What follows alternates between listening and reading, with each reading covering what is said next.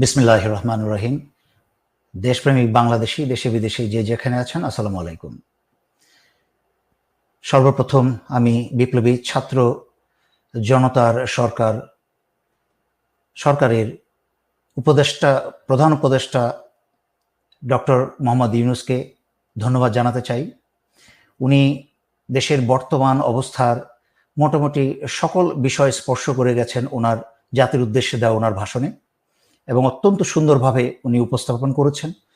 অত্যন্ত সুন্দরভাবে উনি জনগণের সকলের দৃষ্টি আকর্ষণ করে এবং জনগণের সাহায্য চেয়েছেন সরকারকে কাজ করতে দিতে হবে, কাজ করতে দেওয়ার জন্য। এবং যারা যারা গতকালকে 24 তারিখের ভিডিওতে আমি বলেছি যে যারাই এই বিপ্লবী ছাত্র জনতার সরকারকে কাজে বাধা দিবে তারা হচ্ছে জাতির শত্রু এবং দেশদ্রোহিতা হবে সেটা।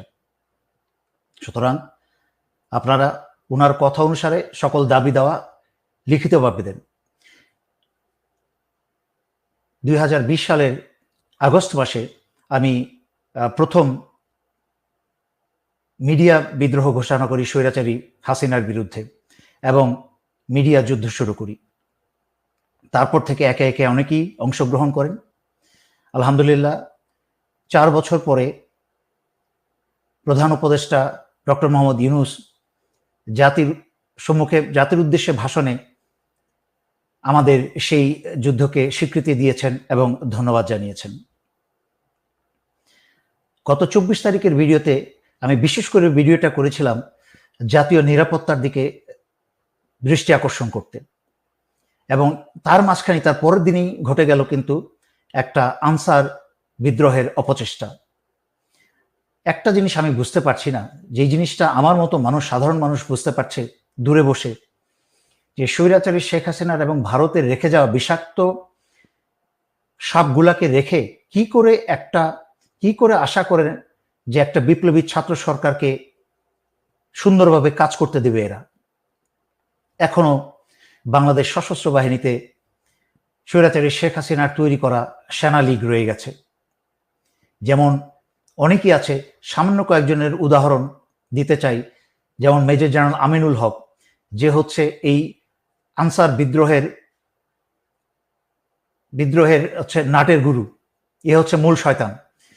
বিদেশে বসে জয় এসব দিচ্ছে, তথ্য দিচ্ছে, আদেশ দিচ্ছে, আর এই জেনারেল আমিনুল হক এইসব উস্কানি কাজ করছে। তাকে কমান্ড থেকে সরিয়ে এনডিসিতে নেওয়া হয়েছে, কিন্তু সেটা মোটেই যথেষ্ট নয়।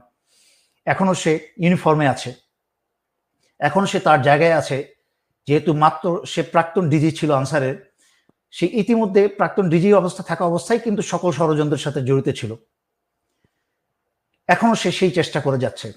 একইভাবে জেনারেল মুজিব, যাকে আরডোকে পোস্টিং করা হয়েছে, হাসিনার একটা শক্তিশালী বিষ ছিল কিন্তু সেই অস্ত্র, মানে এই দেশের জনগণের বিরুদ্ধে এবং দেশের বিরুদ্ধে ব্যবহার করার একটা শক্তিশালী অস্ত্র ছিল এই জেনারেল মুজিব, এবং সেও কিন্তু ইউনিফর্মে আছে।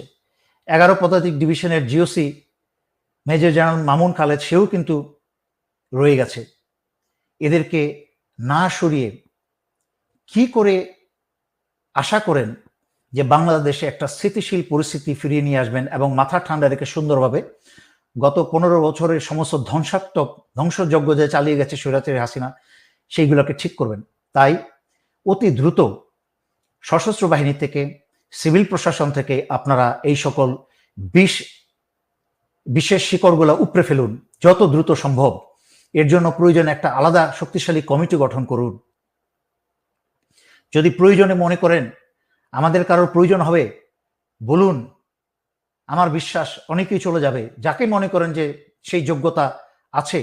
কারণ কাজ কিন্তু অনেক অনেক কাজ। আমি স্বৈরাচারী শেখ হাসিনার পড়ার আগে থেকে 4 বছর ধরে বলছি যে স্বৈরাচারী শেখ হাসিনার পতনের পরে সর্বপ্রথম কাজ অন্যান্য কাজের পাশাপাশি প্যারালালি চলতে হবে, যেটা হচ্ছে একটা কমিটি করে সারা বাংলাদেশে গত 15 বছর সশস্ত্র বাহিনীতে, পুলিশে, আনসার বিডিবিতে এবং প্রশাসনে যত লোক প্রবেশ করানো হয়েছে তাদের প্রয়োজনে তাদের ডিএনএ পরীক্ষা করে কাদের কাদের সাথে আওয়ামী লীগের সম্পৃক্ততা আছে এবং ভারতের সম্পৃক্ততা আছে, এদেরকে বেছে বেছে বের করে তালিকা করে মানে গুরুত্বের তালিকা priority number 1, priority number 2, priority number 3, যে কাদেরকে প্রায়োরিটি 1 এর লিস্টে কাদেরকে থাকতে হবে, যেমন যাদের নাম বললাম, এই জেনারেল মুজিব, জেনারেল কি বলে আমিনুল হক, জেনারেল মামুন ইত্যাদি আরো অনেকেই আছে।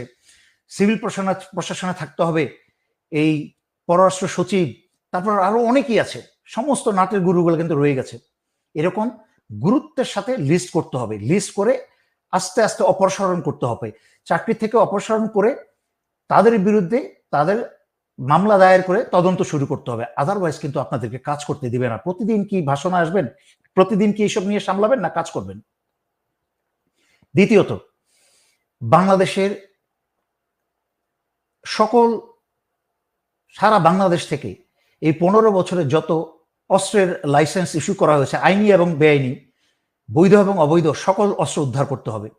96 সালে আমিও 46 ব্রিগেডে থেকে ঢাকা রামপুরা মগবাজার এলাকায় আমাদের দায়িত্ব ছিল এবং প্রচুর অস্ত্র উদ্ধার করেছি।